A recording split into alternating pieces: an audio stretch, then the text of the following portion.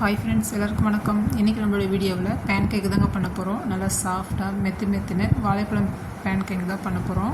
ரொம்ப நல்லாயிருக்கும்.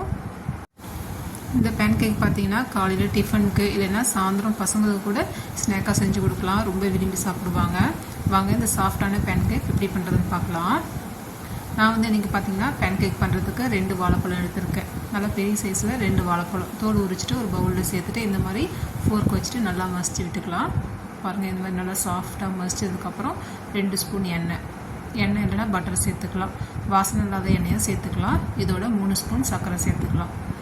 சேர்த்துட்டு நல்லா இந்த மாதிரி விஸ்க வச்சுட்டு நல்லா மிக்ஸ் பண்ணிக்கலாம். பாருங்கள், இந்த அளவுக்கு நல்லா மிக்ஸ் பண்ணதுக்கப்புறம் 1 கப் அளவுக்கு மைதா இல்லைன்னா கோதுமை மாவு சேர்த்துக்கலாம். நான் இன்றைக்கி மைதா சேர்த்துருக்கேன். மைதா சேர்த்துட்டு இதோட 3/4 கப் அளவுக்கு பால் சேர்த்துக்கலாங்க. ஃபஸ்ட்டு கொஞ்சம் கொஞ்சமாக சேர்த்துட்டு மிக்ஸ் பண்ணிக்கோங்க.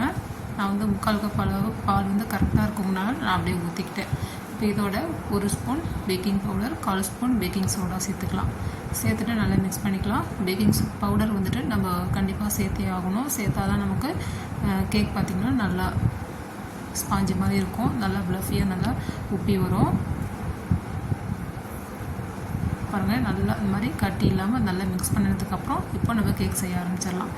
ஸ்டவ் ஆன் பண்ணிவிட்டு ஒரு பேன் வச்சுக்கலாங்க. இதில் கொஞ்சமாக பட்டர் சேர்த்துட்டு பட்டர் நல்லா மெல்ட் ஆனதுக்கப்புறம் இந்த மாதிரி ஒரு புளிக்கரண்டியில் மாவு எடுத்து இந்த மாதிரி ஊற்றிட்டு, நம்ம எப்பயும் தோசை ஊற்றுற மாதிரி ஊற்றாமல் லைட்டாக அப்படியே ஊற்றிட்டு நம்ம எடுத்துடணும். மூடி போட்டு வச்சு நல்லா வெந்ததுக்கப்புறம் இன்னொரு சைடு திருப்பி போட்டுக்கலாம். சீக்கிரமாக செவந்துடும். அடுப்பை சிம்லேயே வச்சுட்டு நம்ம வேக வச்சு திருப்பி போட்டுக்கணும். ஒரு சைடு வந்ததுக்கப்புறம் திருப்பி போட்டுட்டு இன்னொரு சைடு வந்ததுக்கப்புறம் எடுத்துக்கலாம். சீக்கிரமாக வெந்து வந்துடும். சீக்கிரமாக ரெடி ஆகிடும். திரும்பவும் மீதி இருக்க மாவையும் இதே மாதிரி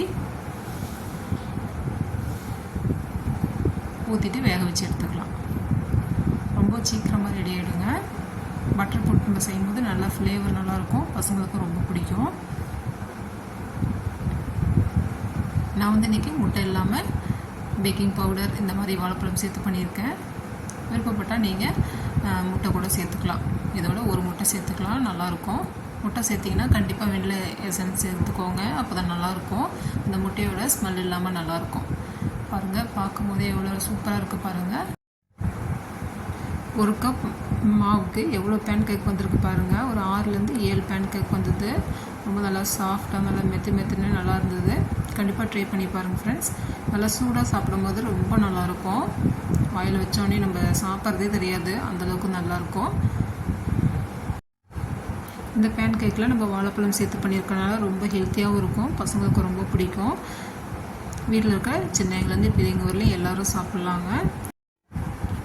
ஓகே ஃப்ரெண்ட்ஸ், இந்த வீடியோ பிடிச்சிருந்தால் லைக் பண்ணி ஷேர் பண்ணுங்கள். நம்மளோட வீடியோ புதுசாக பார்க்குறீங்கன்னா கண்டிப்பாக சப்ஸ்கிரைப் பண்ணுங்கள் ஃப்ரெண்ட்ஸ். தேங்க்யூ ஃப்ரெண்ட்ஸ், பாய்.